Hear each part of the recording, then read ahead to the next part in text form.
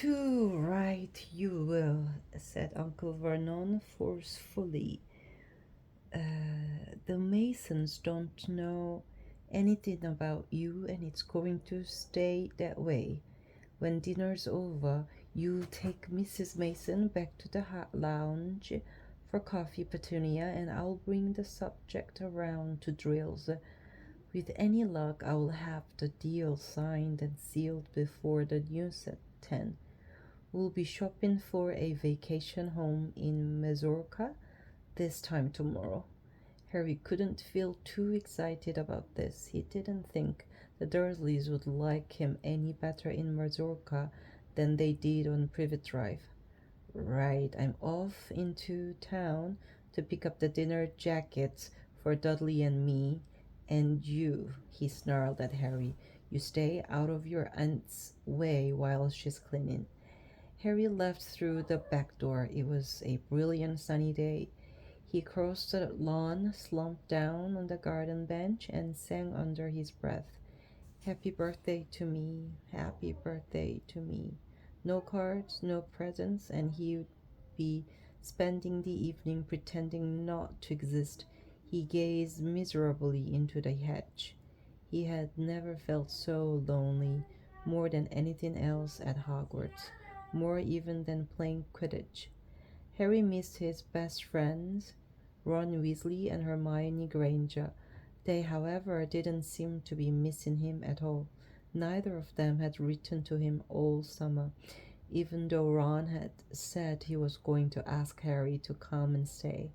Countless times Harry had been on the point of unlocking Hedwig's cage by magic and sending her to Ron and Hermione with a letter, but it wasn't worth the risk. Underage wizards weren't allowed to use magic outside of the school. Harry hadn't told the Dursleys this.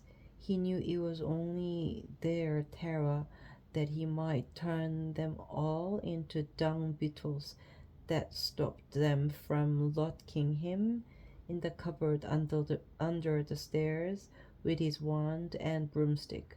For the first couple of weeks back, Harry had enjoyed muttering nonsense words under his breath and watching Dudley tearing out of the room as fast as his fat legs would carry him. But the long silence from Ron and Hermione had made Harry feel so cut off from the magical world that even taunting Dudley had lost its appeal. And now Ron and Hermione had forgotten his birthday. What wouldn't he give now for a message from Hogwarts? From any witch or wizard? He'd almost be glad of a sight of his archenemy, Draco, arch enemy, Draco Malfoy, just to be sure it hadn't all been a dream. Not that his whole year at Hogwarts had been fun. At the very end of last term, Harry had come face to face with no other than Lord Voldemort himself. Voldemort might be a ruin of his former self, but he was still terrifying, still cunning, still determined to regain power. Harry had slipped through Voldemort's clutches for the second time, but it had been a narrow escape, and even now, weeks later, Harry kept waking in the night, drenched in cold sweat, wondering where Voldemort was now, remembering his livid face, his wide, mad eyes. Harry suddenly sat bolt upright on the garden bench. He had been staring absent-mindedly into the hedge, and the hedge was staring back. Two enormous green eyes had appeared among the leaves. Harry jumped to his feet just as a jeering voice floated across the lawn. I know what day it is, sang Dudley, waddling toward him. The huge eye blinked and vanished. What? Said Harry, not taking his eyes off the spot where they had been. I know what day it is, Dudley repeated, coming right up to him. Well done, said Harry. So you finally learned the days of the week. Today's your birthday, sneered Dudley. How come you haven't got any cards? Haven't you even got friends at the freak place? Better not let your mom hear you talking about my school, said Harry coolly. Dudley hitched up his trousers, which were slipping down his fat bottom. Why are you staring at the hatch? He said suspiciously. I'm trying to decide what would be the best spell to set it on fire, said Harry. Dudley stumbled backward at once, a look of panic on his fat face. You can't. Dad told you you're not to do magic. He said he will chuck you out of the house. And you haven't got anywhere else to go. You haven't got any friends to take you. Jiggery pockery, said Harry in a fierce voice. Hocus pocus, squiggly wiggly. Mom, howled Dudley, tripping over his feet as he dashed back toward the house. Mom, he's doing. You know what? Uh, Harry paid dearly for his mother moment of fun, as neither Dudley nor the hatch was in any way hurt. Aunt Petunia knew he hadn't really done magic, but he still had to duck as he aimed a heavy blow at his head with the soapy frying pan. Then she gave him work to do, with the promise he wouldn't eat again until he'd finished.